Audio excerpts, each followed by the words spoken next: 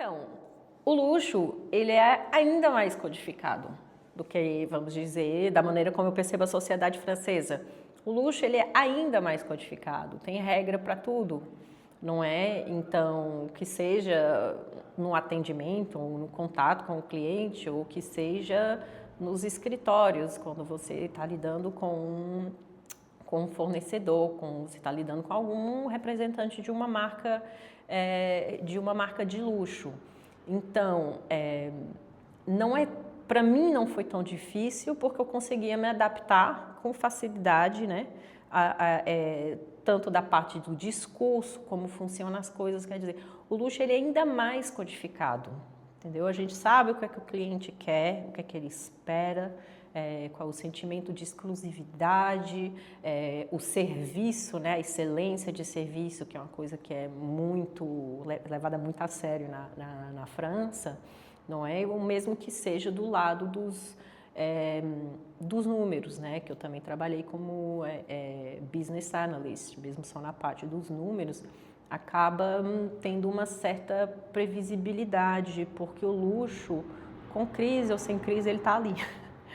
Né? Ele está sempre ali. É uma coisa que é raro você ver uma decaída ou acabar. Não, você pode estar na maior crise do mundo, o luxo ainda está ali. Então, ele também representa, né, uma parte da sociedade que, vamos dizer, hoje em dia já não me corresponde assim tanto. Mas o luxo é excelência.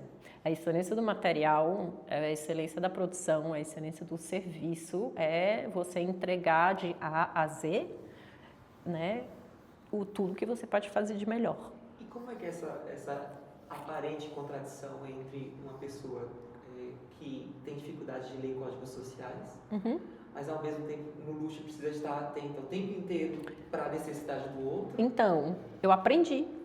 Simplesmente, eu aprendi, porque são códigos, são tipos de frases, são tipos de palavras e que você observando, né? Eu fui observando aos poucos e, obviamente, tive profissionais também que me formaram, que me ajudaram nisso, mas não é difícil, é muito estruturado.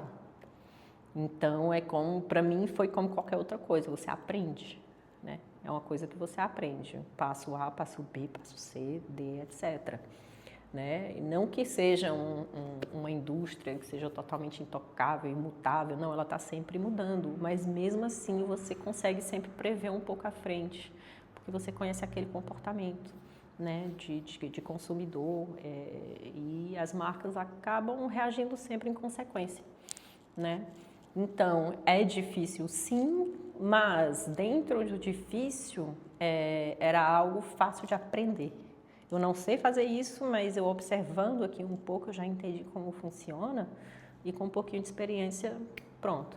E aí sim, de lá você consegue negociar com fornecedores importantíssimos, você conhece muita gente legal, você conhece pessoas às vezes também não tão legais, mas acaba sendo sim um ambiente muito rico.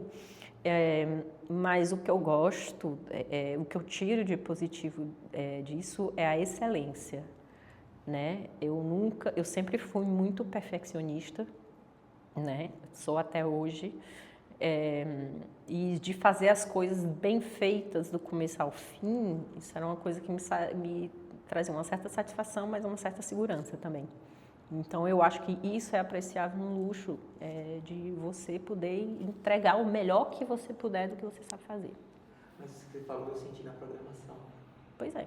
E é engraçado, né? Porque são profissões que são extremamente enquadradas, não sei. E são estruturadas e enquadradas, e quer dizer, na indústria do luxo você pode trabalhar em várias coisas, você pode estar no atendimento, né, como você pode estar nos escritórios definindo estratégia, o que vai ser produzido, o que é que não vai ser produzido, o que é que se compra, o que é que se vai vender. Então são várias questões, mas sim, eu também concordo totalmente com essa alusão da informática, né? De sistemas de informação. Que você também tem interesse nessa área. Sim, então, eu desde pequena, Gente, eu tinha muito tédio na escola, eu morria de tédio, então para mim ir para colégio, faculdade, cumpri todos, passei em tudo, mas para mim era um esforço e, para não dizer mesmo, um sofrimento. Porque eu ia para a escola, eu já tinha lido os livros inteiros, do ano inteiro, durante as férias e tal, então eu ficava muito, né, eu ficava de saco cheio, gente, e eu não conseguia prestar atenção na aula, de jeito nenhum, isso era impossível. Então eu estava sempre desenhando alguma coisa, né? Eu estava sempre desenhando, a professora escutando, aí a professora briga porque eu não estava olhando, eu estou dizendo, mas eu estou ouvindo, mas você não está anotando, aí pegava meu caderno, era só desenho, né? E como fazendo parte da geração millennial, não é? Essa parte da tecnologia que começou a surgir foi nossa, assim, foi um portal que se abriu, né? De você ter os computadores, de você manusear, de você montar, de você desmontar, de você ligar, você ter um código.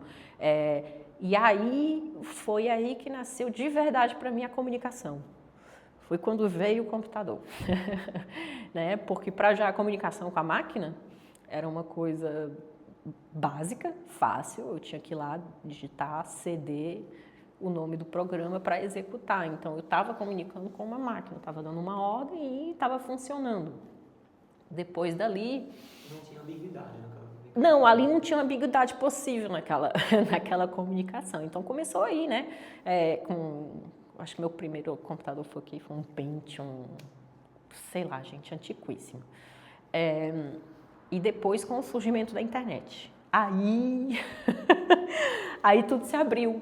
Por quê? Porque eu podia conversar com as pessoas sem ter que prestar atenção na minha expressão facial, porque eu vou ter que estar sempre sorrindo, eu não posso estar com a minha cara neutra, senão a pessoa acha que eu estou de cara feia ou que eu estou emburrado ou alguma coisa. A pessoa pode estar falando comigo e eu não tenho que ficar prestando atenção nas microexpressões dela para saber o que ela quer dizer.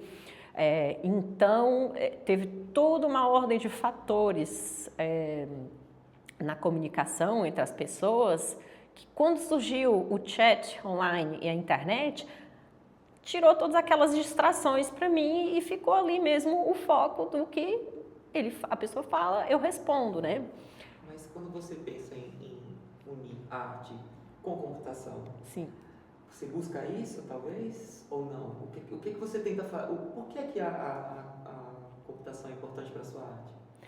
Então, primeiro teve essa história da comunicação, né? Que a partir daí eu comecei a desenvolver uma série de relações com pessoas, né? Eu fiz amigos de verdade que são amigos meus até hoje, entendeu? E da computação em si, o gráfico computacional, quer dizer, já pequenininha na escola, havia um curso de desenho, né, que você colocava as coordenadas, tipo uma coisa muito antiga, estamos falando de uma tela verde aqui, já nem lembro, onde você colocava as coordenadas para uma tartaruga e ela ia lá e executava aquilo daquela maneira, né? Então, aquele exercício, esse programa sempre foi algo que me deixou fascinada, né? Depois vieram outros parecidos, né, onde dependendo do que eu escrevia, ele ia lá e desenhava alguma coisa. Então, sim, eu acho a arte computacional muito interessante porque eu posso simplesmente pegar, sei lá, estatísticas, números, alguma coisa que eu quero mostrar, provar, só porque ler número é muito chato, né? Às vezes fazer gráfico também, daqueles bem básicos, é chato. Mas aí existe uma maneira de você traduzir aquilo com um gráfico que seja uma coisa mais harmoniosa, mas que ao mesmo tempo te mostre a importância daqueles dados que você está querendo dar relevância e mostrar. Então, estamos de novo numa questão de comunicação, na verdade. E você acha que a base do artista neurodivergente talvez é essa busca por uma comunicação, talvez, não sei se perfeita, mas que pelo menos possa fazer sentido para ele? Sim, eu acho que muitas vezes é uma ponte, né? É uma ponte porque a gente se sente às vezes diferente, né? E meio isolado, né? Que mesmo que digam que não, que você é um sentimento próprio, não vem do que as outras pessoas vão dizer.